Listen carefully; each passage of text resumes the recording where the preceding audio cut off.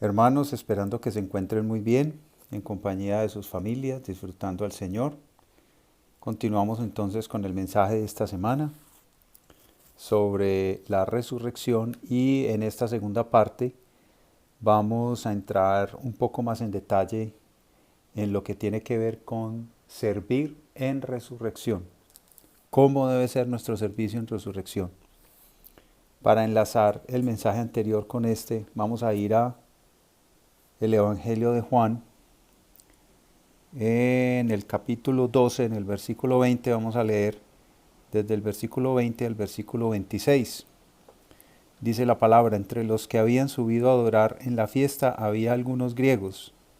Estos se acercaron a Felipe, que era de Betsaida de Galilea, y le pidieron: Señor, queremos ver a Jesús. Felipe fue a decírselo a Andrés, y ambos fueron a decírselo a Jesús. Ha llegado la hora de que el Hijo del Hombre sea glorificado, les contestó Jesús. Ciertamente les aseguro que si el grano de trigo no cae en tierra y muere, se queda solo, pero si muere, produce mucho fruto. El que se apega a su vida, la pierde. En cambio, el que aborrece su vida en este mundo, la conserva para la vida eterna. Quien quiera servirme, debe seguirme, y donde yo esté, allí también estará mi siervo. A quien me sirva, mi Padre lo honrará. Hermanos, este es el principio de la resurrección. Habíamos hablado de que no podía haber resurrección sin haber muerte. Y esto lo habla acá muy claramente el Señor Jesús, hablando de la semilla que cae en la tierra y que muere. En el orden natural, todos sabemos que un árbol no puede crecer, que una flor no puede crecer si una semilla no es plantada, si una semilla no es enterrada. Y por acción de la humedad, por acción de diferentes elementos que tiene la tierra, esa semilla muere, esa semilla se descompone y da como resultado una vida. En algunos árboles esa vida se manifiesta a través de árboles muy grandes, otros no tan grandes. En algunos casos también esa vida tiene una fuerza tal que sobrepasa cualquier barrera, sobrepasa cualquier impedimento que haya aún en la misma tierra para que pueda brotar y pueda mostrar su fruto. Esta es la manera en que el Señor nos está pidiendo que sirvamos. Y el Señor claramente dice que para servirlo tenemos que buscar la vida que permanece y no la vida que perece. ¿Cuál es la vida que perece? Es la vida del alma. Esa es la vida que tenemos que estar crucificando constantemente para que la vida en el espíritu sea la que aparezca y sea la que otras personas vean en nosotros. Esta vida de resurrección, hermanos, claramente se ve en la vida de Pablo. Se ve a lo largo de todas las escrituras cómo Pablo fue capaz, no por su habilidad, no por su conocimiento, porque varias veces lo dijo, que si alguien tenía de que ufanarse o de que enorgullecerse desde el punto de vista humano era él, pero que él no apelaba a ninguna de estas cosas y que más bien apelaba a la vida de Cristo, a la vida en el Espíritu. Vamos a 1 Corintios 16. 1 Corintios 16. Vamos a leer desde el versículo 5 al versículo 9. Después de pasar por Macedonia, pues tengo que atravesar esa región. Iré a verlos. Es posible que me quede con ustedes algún tiempo y tal vez pase allí el invierno, para que me ayuden a seguir el viaje a donde quiera que vaya. Esta vez no quiero verlos solo de paso. Más bien espero permanecer algún tiempo con ustedes, si el Señor así lo permite. Pero me quedaré en Éfeso hasta Pentecostés, porque se me ha presentado una gran oportunidad para un trabajo eficaz, a pesar de que hay muchos en mi contra. Hay que ver aquí, hermanos, y resaltar la disposición que tenía Pablo para servir al Señor. Él no miraba muchas veces las circunstancias, ni siquiera se guiaba por lo que otros hermanos le podían decir. Él siempre hacía lo que el Espíritu le decía que tenía que hacer, no importando los peligros o no importando las dificultades que tuviera que correr. Entonces, simplemente cuando el Espíritu le hablaba, le decía que debía ir a algún lugar o que debía predicar el Evangelio, él simplemente lo hacía. O sea que era obediente a la voluntad de Dios. Y no obedecía a sus propios intereses, no obedecía sus propios sentimientos, no buscaba la comodidad de su vida o inclusive unas mejores circunstancias. Simplemente hacía lo que el Señor le decía que tenía que hacer. Nosotros no necesariamente tenemos que llegar a la estatura de Pablo. Seguramente muchos de nosotros no haremos las cosas que Pablo hace en términos de las iglesias que logró establecer y las personas que lograron convertirse por el testimonio de Pablo, pero sí, en nuestra vida diaria debemos buscar cada oportunidad para predicar el Evangelio, debemos buscar cada oportunidad para ser personas que llevan la vida de Dios, no solamente a través de la palabra, sino también a través de nuestra vida. Esta vida en resurrección es una vida que se manifiesta no solamente a través de las palabras, sino a través de nuestra persona como tal. Lo que nosotros somos, lo que nosotros hacemos es lo que muestra lo que es la vida en resurrección. Y es lo que constantemente las personas están viendo en nosotros. Nosotros somos también, como Pablo dice por ahí en otra de sus epístolas, una carta abierta, que todo el mundo está leyendo. Cada vez que nosotros vamos a algún lugar, somos como un libro, somos como una carta que la gente está leyendo. Entonces, es importante, hermanos, que tengamos esto en cuenta, que no desaprovechemos aún la más pequeña oportunidad para compartir del Señor, que no aprovechemos aún oportunidades para orar, para interceder por las personas que están pasando por tantas necesidades en este momento. También el Señor nos está hablando de las ofrendas. Las ofrendas es una forma de servir. Las riquezas materiales es una forma de servir. El Señor no está tan interesado en cuánto está dando, en la cantidad, sino en la disposición, en el amor con lo que usted lo está haciendo, hermano. Entonces busquemos esta realidad. Esto es lo que es la realidad de la resurrección. Busquemos frutos, como también el Señor lo dice aquí en Juan 12, en esa porción que leímos, hermanos, para que podamos dar fruto de resurrección, para que podamos ser agradables al Señor. Finalmente, los frutos son los que al Señor le interesan en nuestra vida. No le interesa tanto nuestra apariencia, no le interesa tanto nuestro conocimiento. Vamos a explorar unos principios importantes del servicio en resurrección. Los voy a enumerar y después vamos a ir mirándolo cada uno. El primero es la edificación del cuerpo. El segundo es cooperación y no competitividad. El tercero es velar. El cuarto es estar firmes en la fe. Y el quinto es someterse al liderazgo.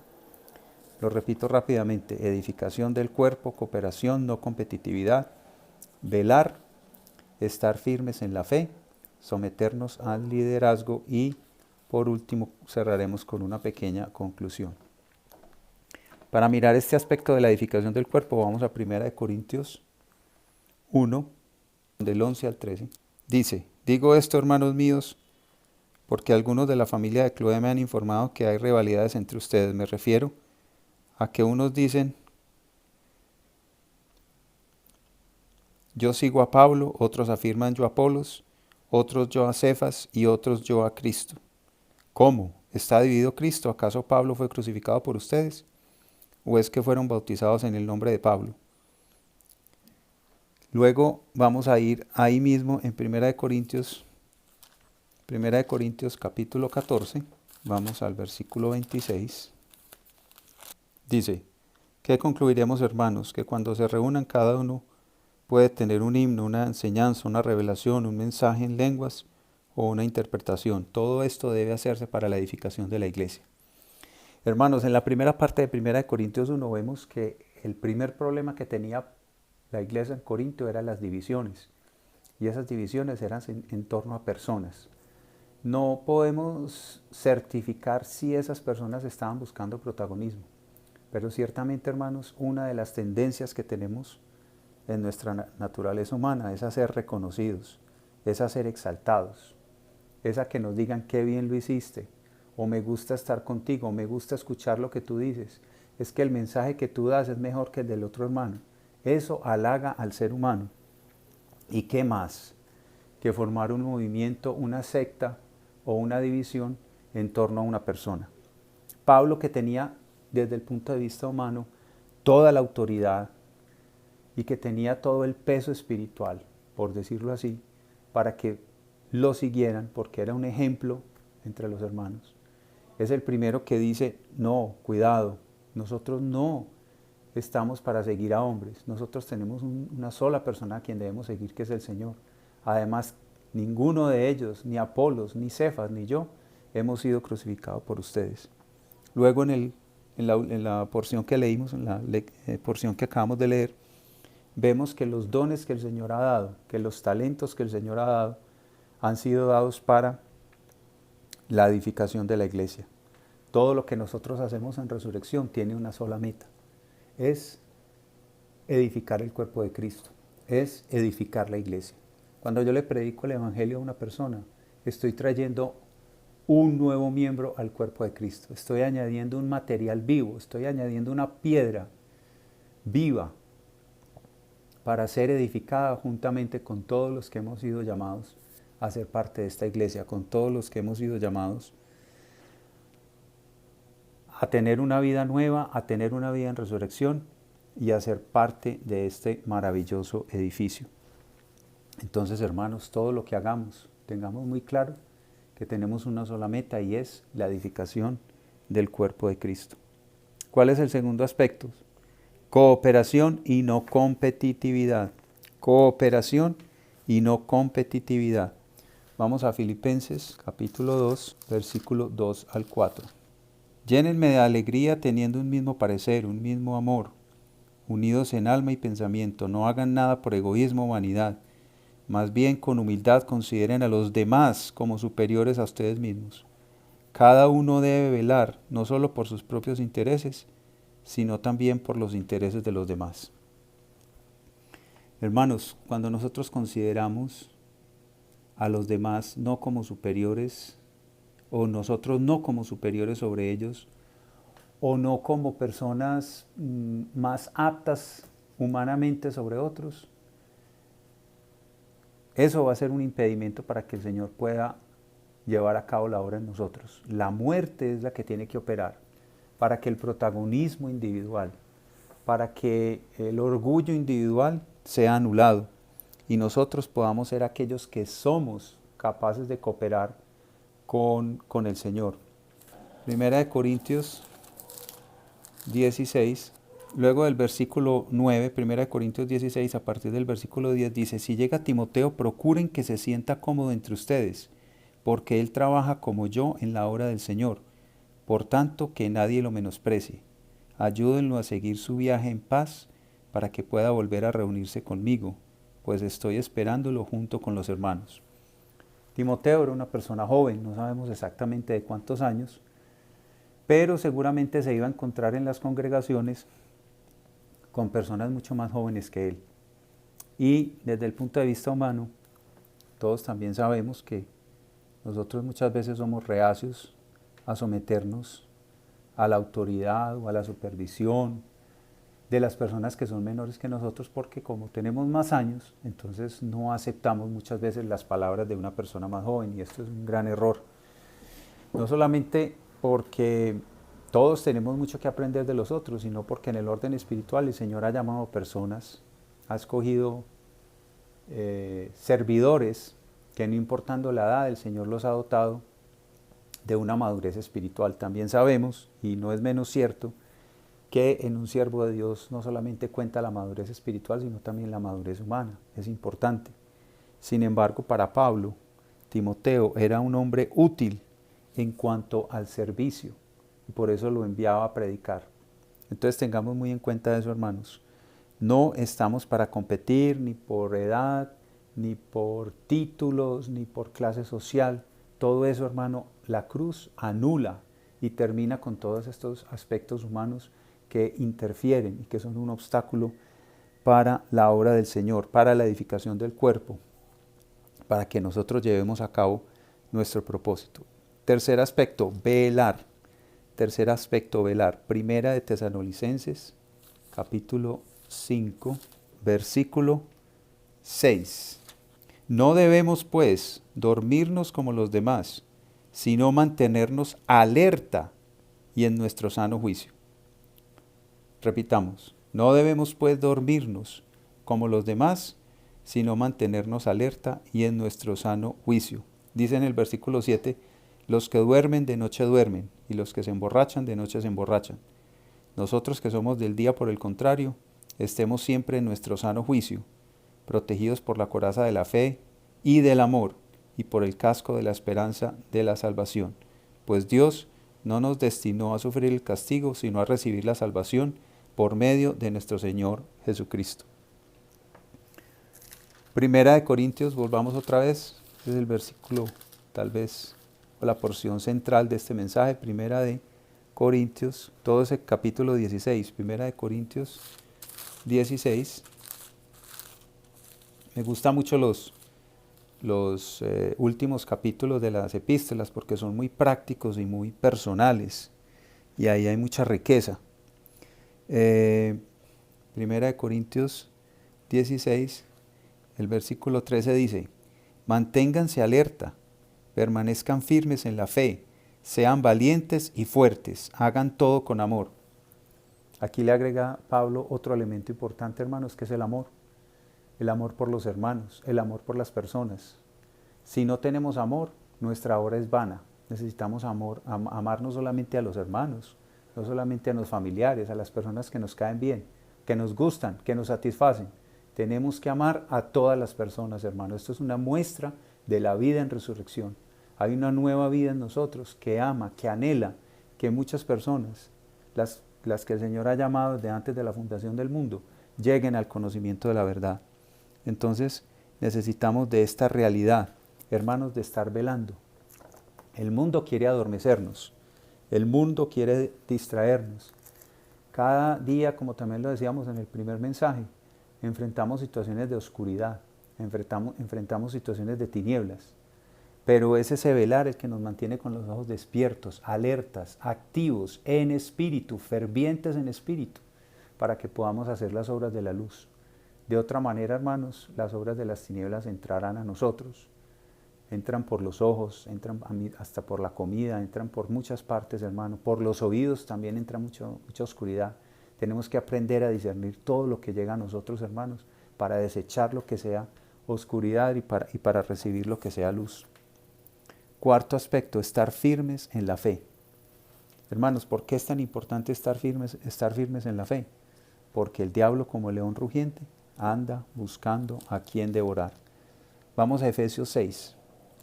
Efesios 6, del 10 al 12 primero.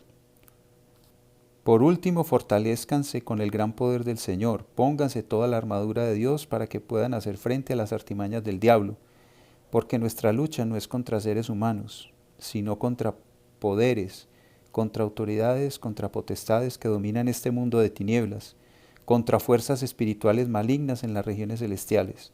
Por lo tanto, pónganse toda la armadura de Dios para que cuando llegue el día malo puedan resistir hasta el fin con firmeza. Bueno, hermanos, creo que está muy claro, ¿no? Tenemos una oposición y esta oposición viene de principados y de potestades, de un mundo espiritual que no podemos ver. Detrás de cada oposición, detrás de cada ataque, detrás de cada duda, de cada dardo de fuego que el enemigo lanza o que recibimos, están las potestades, tratándonos de hacernos desistir. Pero si nos mantenemos firmes, seremos capaces de vencer. Ahí en ese mismo capítulo 6, en el versículo 19, dicen, oren también por mí, para que cuando hable Dios me dé las palabras para dar a conocer con valor el misterio del Evangelio, por el cual soy embajador en cadenas. Oren para que lo proclame valerosamente como debo hacerlo. Requerimos, hermanos, valor para proclamar la palabra. Necesitamos valor para predicar la palabra, para llevar este mensaje a otros. No es fácil. Desde el punto de vista de la experiencia, hermanos, los que hemos salido a predicar, cuando le vamos a hablar a una persona, vienen una cantidad de factores, viene una distracción, viene un pensamiento, viene un argumento de la otra persona y tratan como de hacernos echar para atrás, hermanos, pero tenemos que tomar la determinación de que el Señor nos ha dado un espíritu de poder, que el Señor nos ha dado un espíritu que todo lo puede, el que lo levantó de los muertos, para que de esta manera, hermanos, podamos vencer y podamos ser también testigos de su resurrección. Recuerden que la gran comisión en Mateo, en el último capítulo de Mateo, es ir y hacer discípulos en toda la tierra y sed mis testigos. El testigo es el que habla de lo que ve y de lo que oye. Nosotros tenemos que ser esos testigos que hablan de lo que ven y de lo que oyen. ¿Cuál es el quinto punto, hermanos? El quinto punto es se someten o someterse al liderazgo. Someterse al liderazgo. Bueno, esto lo vemos ahí mismo en ese capítulo 1 Corintios 16, no lo vamos a leer, del versículo 15 al 16.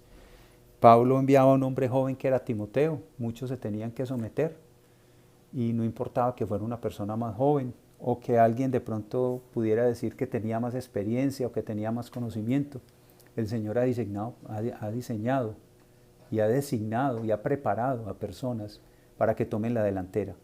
De esta manera, hermanos, podemos ir adelante si somos obedientes, si somos humildes, si tomamos la cruz y seguimos a las personas que el Señor ha señalado. En las iglesias locales, en la obra, el Señor ha designado personas, personas que van adelante de nosotros, que son personas que son humanos y que el Señor también está haciendo una obra de perfeccionamiento. Sin embargo, son las personas que el Señor ha puesto adelante para tomar la delantera y a nosotros nos ha pedido, nos ha ordenado que sigamos a estas personas. Finalmente, Pablo también tiene palabras de aliento, que es una cosa característica de Pablo. En cada uno de sus mensajes, no importando la amonestación o la reconvención que tuviera que hacer, el hermano siempre tenía unas palabras de ánimo. Segunda de Timoteo 4, 7, 8. He peleado la buena batalla, he terminado la carrera, me he mantenido en la fe. Por lo demás, me espera la corona de justicia que el Señor, el juez justo, me otorgará en aquel día, y no solo a mí, sino también a todos los que con amor hayan esperado su venida. A todos los que con amor hayan esperado su venida. Los versículos que leímos anteriormente, ustedes podrán haber notado que Pablo utiliza mucho la palabra en amor, con amor, en amor, con amor. Es el ingrediente fundamental, hermanos, para que podamos llevar a cabo esta obra del Señor. Entonces hay una esperanza de un galardón. El Señor tiene preparado un galardón para nosotros. Segunda de Pedro 3, 12. Y esperando ansiosamente la venida del día de Dios. Ese día los cielos serán destruidos por el fuego y los elementos se derretirán con el calor de las llamas. Pero según su promesa, esperamos un cielo nuevo y una tierra nueva en los que habite la justicia. Según la promesa, hermanos, aferrémonos a las promesas de Dios, aferrémonos a la palabra. Por eso también en esta nueva vida en resurrección en el Espíritu necesitamos ser alimentados, necesitamos ser nutridos por la palabra de vida, hermanos. Que el Señor nos permita ir adelante, que el Señor nos permita aplicar de una manera práctica estos principios, tener una revelación de esta palabra, seguir comiendo y bebiendo, hermanos. Y yo quiero terminar pidiéndole al Señor que nos siga fortaleciendo en estas circunstancias, en todas las iglesias, en Colombia, todas las iglesias de Sudamérica, en las iglesias de Estados Unidos, en Europa, en África, en Asia, donde se está llevando a cabo la obra, para que aún en medio de esta situación podamos tomar ventaja y podamos sacarle provecho para llevar el Evangelio a muchas personas que están pasando situaciones difíciles, para llevarles el mensaje de que hay una esperanza, de que hay una salvación completa de Dios, que Dios no solamente vino a salvarnos de la perdición, que el Señor vino a salvarnos de una forma completa, a justificarnos, a santificarnos y en un futuro a glorificar nuestro cuerpo. Hermanos, que el Señor esté con ustedes. Gracia y paz.